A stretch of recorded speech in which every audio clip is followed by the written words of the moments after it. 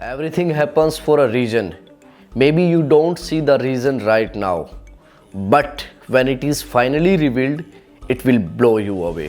अगर हिंदी में ट्रांसलेट करके बताऊं तो इसका मतलब है कि हर घटना के पीछे एक कारण होता है।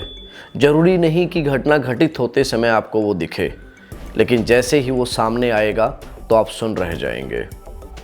नमस्कार दोस्तों, अभी मैंने जो कहा कि मेरे अपने शब्द नहीं हैं, बल्कि ये कहा था famous American motivational speaker Zig Ziglar ने।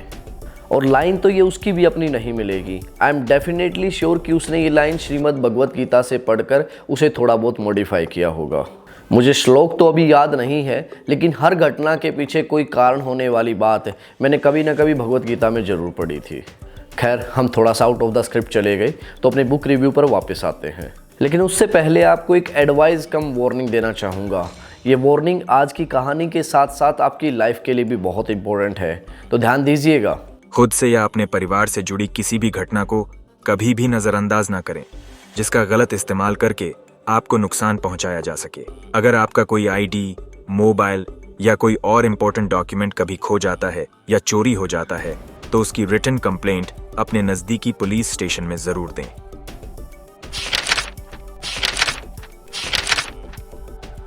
आज की ये कहानी शुरू करने से पहले आपको बता दूं कि सत्य व्यास जी की लिखी इस किताब पर फ़िलहाल फ़िल्म बन रही है, और उनकी एक किताब 84 पर तो पहले ही फ़िल्म बन भी चुकी है, जो डिज्नी हॉटस्टार पर ग्रहण के नाम से मिलेगी। अब बात करते हैं आज की कहानी की। हमारी आज की ये कहानी है बनारस हिंदू यूनिवर्सिटी के भगवान दास हॉस्टल के कुछ लॉ स्टूडेंट्स की। इस कहानी के मुख्य किरदार हैं 3 दोस्त, अनुराग डे, जयवर्धन और संजय। इस किताब में इस कहानी को संजय के द्वारा ही सुनाया जा रहा है। ये तीनों अलग अलग स्टेट से लॉ की पढ़ाई करने के लिए बनारस आते हैं। तीनों एक ही हॉस्टल में रहते हैं और तीनों की दोस्ती आपको आमिर खान की 3 इडियट जैसी लगेगी। किसी भी आम कहानी की तरह इस कहानी में भी hostel ragging, campus gossip, girls hostel, love story और गाली गलौज, ये सब है। इस कहानी में हॉस्टल के क्रिकेट मैच की कमेंट्री इतनी शानदार की गई है कि आपको लगेगा कि आप आमिर खान की मास्टरपीस लगान देख रहे हैं। पूरी किताब को बनारसी हिंदी में लिखा गया है। अब आप सोच रहे होंगे कि बनारसी हिंदी कौन सी हिंदी होती है। मैं एक उदाहरण से आपको समझाता हूँ। जैसे कि हम हिंदी में किसी को कहते हैं कि क्या बात कर रहे हो, वहीं इसे बनारसी में कहेंगे क्या बतियाई रहे हो। 50 बार बोल रहे हैं, पढ़ने निकले वाले छात्रों को राजनीति से दूर रहना चाहिए। पढ़ाई लिखाई में ध्यान लगाओ, IAS बनो और देश को संभालो। इस कहानी में सब कुछ एक सामान्य सी कहानी की तरह चल रहा था, लेकिन कहानी में ट्विस्ट तब आया जब बनारस में एक बॉम्ब ब्लास्ट हुआ। और ये बॉम्ब ब्लास्ट वाली स्टोरी 2006 के बनारस के संकट मोचन मंदिर में हुए बॉम्ब ब्लास्ट से इंस्पायर्ड है। उसके बाद पुलिस की तहकीकात उन तीनों दोस्तों तक पहुंचती है। अब यहाँ पर आपको मेरी वीडियो के शुरुआत में दी गई वार्निंग पर ध्यान देना चाहिए। शायद उसके बाद आप डॉट्स को कनेक्ट कर पाएँ, और अगर अब भी डॉट्स को कनेक्ट नहीं कर पा रहे तो फिर आपको ये किताब पढ़नी चाहिए। आखिर पूरा आनंद तो किताब को पढ़ने में ही है।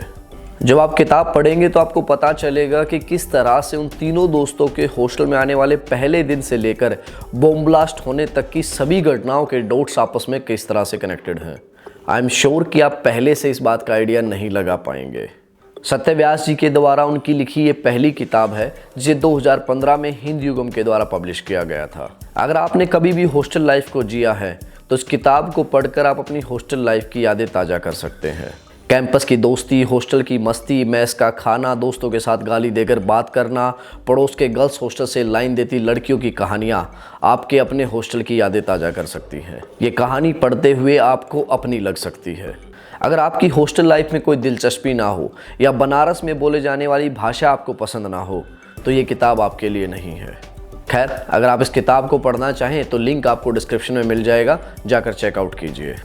दोस्तों, अगर आप बुक्स पढ़ने के शौकीन हैं और इस तरह की और बुक्स के बारे में जानना चाहते हैं तो जुड़े रहिए हमसे और बुक्स पढ़ना शुरू कीजिए। धन्यवाद।